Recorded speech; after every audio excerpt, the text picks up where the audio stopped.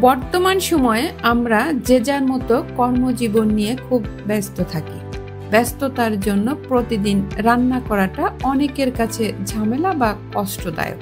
তাই অনেকেই ঝামেলা এড়াতে একদিনে কয়েকদিনের খাবার রান্না করেন। কিন্তু জানেন কি, যেসব খাবার দ্বিতীয় বা তৃতীয়বার গরম করা হয় সেই সব খাদ্য পুষ্টিগুণ, গুণগত মান নষ্ট হয়। এছাড়াও পেটে বদহজম ও বিভিন্ন স্বাস্থ্যজনিত সমস্যা সৃষ্টি হতে পারে। যেসব খাবার দ্বিতীয়বার গরম করে খাওয়া ঠিক নয়, আসুন জেনে নেওয়া যাক। ভাত বাঙালির প্রধান খাবার। দৈনন্দিন সবাই কম বেশি ভাত খেয়ে থাকেন। তবে ভাত রান্নার পর দীর্ঘ সময় স্বাভাবিক তাপমাত্রায় রাখলে তাতে ব্যাসিলাস সিরিয়াস নামক ব্যাকটেরিয়া তৈরি হয়। সেই ভাত পুনরায় গরম করলে ওই সব ব্যাকটেরিয়া বিষাক্ত হয়ে যায়। তখন ওই ভাত খেলে বমি অথবা ডায়রিয়া হতে পারে। প্রোটিনের উৎসগুলির মধ্যে মাংস অন্যতম, কিন্তু রান্না করা মাংস বারবার গরম করলে স্বাদ, গন্ধ ও পুষ্টিগুণ নষ্ট হয়।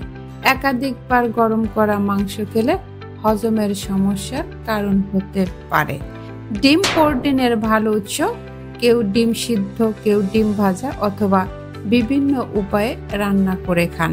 এই ডিমকে আবার গরম করা হলে টক্সিন তৈরি হয়, যা বদহজমের আশঙ্কা বাড়ায়। শর্করা জাতীয় খাবারের মধ্যে আলু হলো পরিচিত নাম। আলু রান্নার পর ঠান্ডা হলে তাতে বুটুলিজম নামক ব্যাকটেরিয়া তৈরি হয়।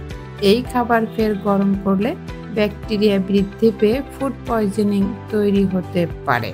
চা তৈরির পর ঠান্ডা হয়ে গেলে সেটি আবার গরম করা উচিত নয়, কারণ তৈরি করা চা পুনরায় গরম করে পান করলে লিভারের ক্ষতি হয়।